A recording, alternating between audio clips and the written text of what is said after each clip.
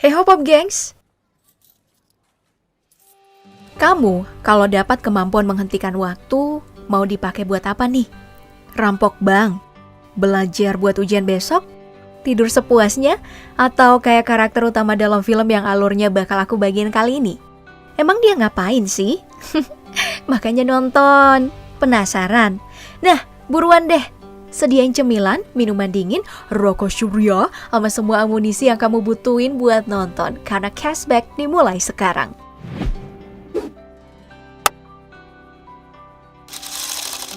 Semuanya dimulai ketika mahasiswa seni bernama Ben Willis yang diperankan oleh Sean Biggerstaff putus sama pacarnya si Susie. Dan galau diri. Dan satu-satunya yang bisa diajak ngobrol saat masalahnya itu cuma sang sahabat, yaitu Sean. Meski ya, Sean sebenarnya nggak sukses-sukses amat kalau urusan perempuan.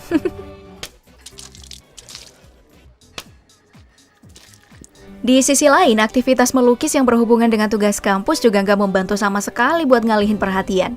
Ben sebenarnya udah nyoba nih buat ngajak Susie balikan dan nyatain penyesalan karena udah mutusin doi. Cuman nih, karena Susie kayaknya udah sakit hati banget dan terlanjur sama yang lain, tawaran Ben ditolak mentah-mentah dong. Semua masalah itu akhirnya bikin Ben insomnia sampai nggak bisa tidur berhari-hari.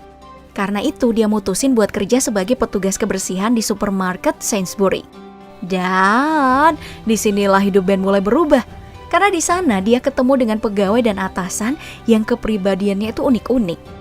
Ada atasan yang bernama Jenkins yang orangnya itu narsis banget. Namanya kayak pacar baru si Susie ya. Terus ada kasir yang bernama Sharon, diperankan oleh Emilia Fox, yang anti banget lihat jam karena ngerasa waktu jadi berjalan lambat kalau dihitung. Bener juga sih.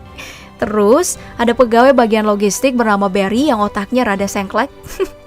Kayaknya karena dulu habis kecelakaan pas masih aktif di olahraga ekstrim deh. Dan ada juga nih tandemnya Barry si Matt yang kelakuannya gak kalah miring sama partnernya.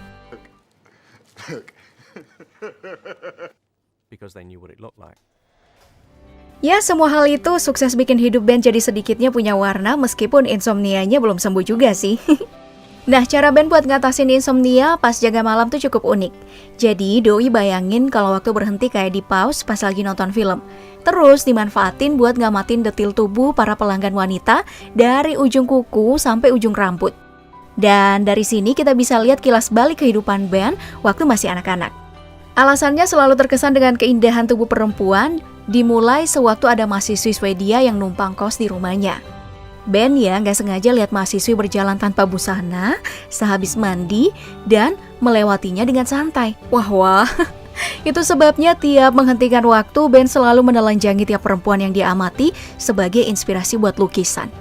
Namun entah bagaimana nih, kemampuan Ben menghentikan waktu suatu hari menjadi kenyataan. Sampai dia beneran bisa mindahin apapun dari tempatnya. Dan untuk membuat waktu kembali seperti semula, dia hanya perlu membunyikan jari tangannya seperti ini. Well, kedengerannya sih apa yang dilakuin sama Ben ini cukup menyenangkan ya.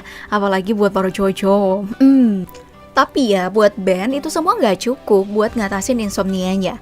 Jadi sahabatnya Sen nyaranin doi buat nyari Natalie. Oke, siapa Natalie? Jangan salah paham dulu ya. Natalie ini gak harfiah kalau si Ben mesti beneran nyari cewek dengan nama itu. Melainkan istilah yang mereka ciptain sewaktu masih anak-anak. Jadi dulu si Ben ini kan sering pergi ke rumah Sen buat main game. Nah biasanya kalau rumah lagi kosong, mereka itu sekalian curi-curi kesempatan buat baca majalah erotis punya ortunya Sen.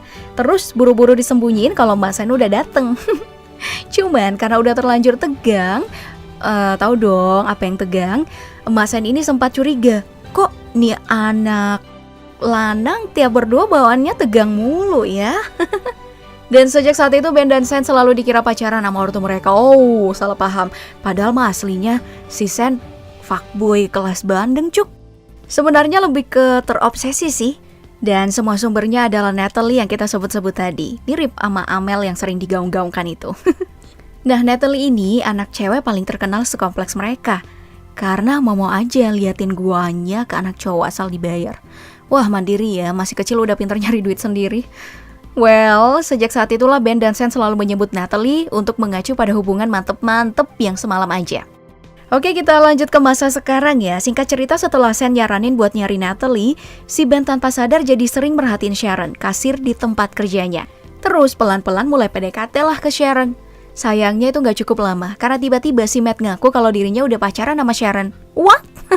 Lalu dari situ kilas balik terjadi lagi ke masa kanak-kanak Ben, di mana kita melihat ketertarikan pertama awalnya pada perempuan, dimulai dari seorang atlet lari bernama Zola Budd. Kemudian berlanjut ke guru biologinya, Nyonya Wood, sampai akhirnya dia beneran pacaran dengan teman sekelasnya yang bernama Tanya. Nah, Tanya ini sekaligus jadi kegagalan pertama Ben dalam hubungan asmara. Karena sewaktu dia menunda ciuman pertama yang diminta sama Tanya, beberapa waktu kemudian sang pacar tiba-tiba pindah ke luar negeri. Duh, kasihan amat ya. Dan sejak saat itu mereka tidak pernah bertemu lagi. Sorotan lalu kembali ke masa kini di mana Sen dan Ben terlihat sedang main catur, sambil ngobrolin soal Sen yang nasib percintaannya gak kalah tragis dari Ben. Cuman kalau si Ben selalu gagal karena terlalu pasif. Si Sen selalu ditinggal karena kelewat agresif.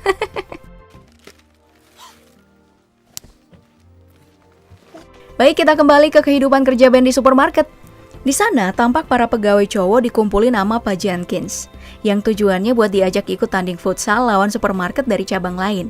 Oh iya, tadi aku lupa bilang kalau di supermarket mereka juga ada pegawai baru yang namanya Brian, maniak kungfu yang skillnya cuma mentok di maniak doang.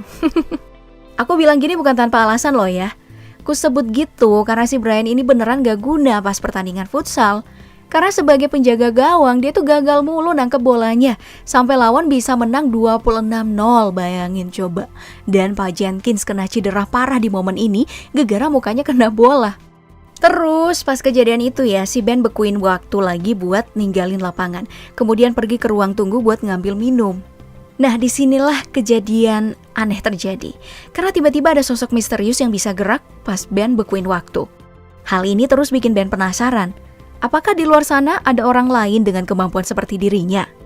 Ya, rasa penasaran itu gak bertahan lama sih. Karena setelah itu Ben dapat kesempatan berdua aja sama Sharon.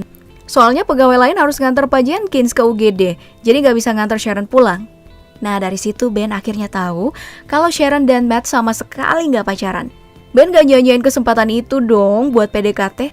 Jadi dia tanya-tanya soal impian Sharon yang ternyata pengen banget ke Amerika Selatan. Terus cerita soal impiannya yang pengen punya pameran sendiri. Cara PDKT yang sangat persuasif, cuman gak tahu bakal mempan dia atau enggak. Yup, singkat cerita nih, setelah insiden di lapangan futsal itu Sharon dan Ben akhirnya jadi makin deket. Kemudian saat Pak Jenkins mengundang para pegawai ke acara ulang tahunnya, di mana Ben ditugasin buat nyari penari striptease, Sharon minta Ben buat kesana sebagai teman kencannya. Ben gak mungkin nolak dong ajakan Sharon, tapi rada bingung soal tugas dari Pak Jenkins tadi. Terus dia minta tolong lah sama Shen buat bantu nyari penari. Dengan bayaran, dia boleh datang ke pestanya Pak Jenkins. Lalu setelah udah sepakat, mereka pun pergi nih ke klub erotis buat nyari penari. Sayangnya penari langganan Sen gak bisa bantu karena ada jadwal lain pas hari H. Jadi dia cuma bisa rekomendasiin temennya. Penari striptease paling sukses dengan bayaran lebih mahal. Ben dan Sen pun langsung setuju pas ditawarin karena kebetulan budget mereka emang lebih. Oke, urusan biduan pun selesai dan insomnia Ben juga udah selesai. Mau tahu kenapa? Karena sehari sebelum pesta Jenkins, si Ben dapat French kiss dari Sharon yang mana akhirnya bisa bikin doi tidur nyenyak sampai keesokan harinya. Wah, ternyata obat insomnia itu ya. Selain itu Ben juga dapat telepon dari galeri yang katanya mau pamerin karyanya. Sebenarnya itu prank dari Matt sama Barry sih, cuman itu bukan masalah besarnya. Masalah besarnya justru kejadian pas hari pesta. Karena di saat semua orang bersenang-senang, ada Pak Jenkins yang senang karena penari sewaan Ben gak mengecewakan. Sen yang senang karena penari sewaan mereka ternyata Natalie. Iya, Natalie yang tadi. Gitu tuh, kalau passion diseriusin pasti sukses kayak doi. Nah, yang gak seneng adalah sejoli jagoan kita, Ben sama Sharon. Karena ternyata di pesta itu mantan Ben si Susi hadir juga. Soalnya Pak Jenkins ini ternyata saudara kandung pacarnya Susi. Oh, pantesan namanya sama ya? Kemunculan Susi ini bawa masalah ke hubungan Ben sama Sharon. Karena waktu Sharon lagi dilecehkan sama Pak Jenkins, dia gak sengaja lihat Ben ciuman sama Susi. Padahal itu mah Susinya aja yang maksa. Dan Ben udah berusaha nolak sebisanya.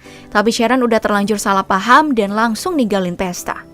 Nah, Ben yang sadar kalau Sharon mau ninggalin pesta karena lihat Susie nyium dia, langsung refleks bekuin waktu. Di situ pertama kalinya Ben bekuin waktu sampai berhari-hari. Sembari mikirin cara buat kasih penjelasan ke Sharon supaya doi gak salah paham lagi. Tapi meski udah mikir berhari-hari nih, Ben gak kunjung dapat ide buat nyegah Sharon pergi. Terus karena kecapean, dia gak sengaja balikin waktu seperti semula. Yang mana nih bikin Sharon akhirnya beneran pergi tanpa sempat dapat penjelasan. Ben jadi menyadari sesuatu di momen ini. Dia emang bisa bekuin waktu, tapi gak bisa rewind buat benerin keadaan. Nah karena itu, Ben datang langsung ke apartemen Sharon buat ngasih penjelasan. Namun pas di sana, yang dia dapetin cuma deja vu. Momen waktu yang melambat ketika Sharon marah, seperti saat dirinya putus sama Susie. Ya, kejadian itu bikin insomnia Ben jadi kambuh lagi, sedangkan Sharon mundur dari pekerjaan dan gak pernah terlihat lagi. Tapi kehidupan harus terus berlanjut ya. Sesuai dengan jadwal prank dari Matt dan Barry, Ben pun pergi ke galeri yang katanya ingin memamerkan karyanya. Namun saat sampai di sana, pemilik galeri mengaku sama sekali gak kenal Ben. Jadi gak butuh waktu lama bagi keduanya untuk menyadari kalau semua ini adalah keisengan seseorang.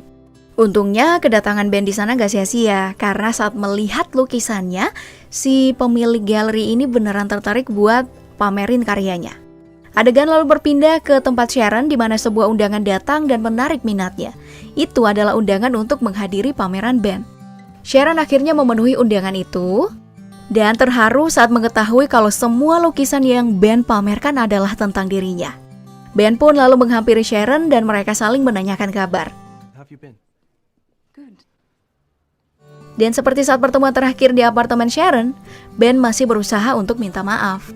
Namun Sharon ternyata udah memaafkannya sejak memutuskan untuk datang ke galeri. Dan film ini pun berakhir saat Ben mencium Sharon untuk menunjukkan kekuatannya membekukan waktu. Mereka lalu pergi meninggalkan galeri, kemudian berciuman di tengah butiran salju yang mengambang di udara. Wah, ya sebenarnya film ini lumayan ganggu di beberapa bagian karena gunain tubuh perempuan secara berlebihan dalam adegan sih. Tapi mau gimana kan industri. Untung karakternya didesain jadi punya batasan kuat. Karakter ceweknya meski tanpa busana, cuma dilukis doang, gak diapa-apain. Ya cowok harusnya emang gitu sih, bisa mendisiplinkan diri biar gak jadi rapis. Jangan cewek mulu yang diatur harus pakai ini itu, ya kan? Nah, sebagai kesimpulan, film arahan dari Sam Ellis ini rasanya lebih banyak romansa ketimbang komedinya ya. Mungkin juga karena komedinya gak universal, atau seleraku aja yang gak cocok makanya kurang nangkep ya sama lucunya. Ya, di luar semua itu, film yang diproduksi atas kerjasama Left Turn Films, Lip Sync Production, dan Ugly Duckling Production ini tetap bagus kok dari segi romansanya ya. Karena kalau dari komedi romantis rasanya Thailand belum ada yang ngalahin deh. Atau mungkin aku lebih relate aja kali ya karena sesama Asia Tenggara. Oke, itu aja untuk sesi kali ini. Sampai jumpa di video selanjutnya.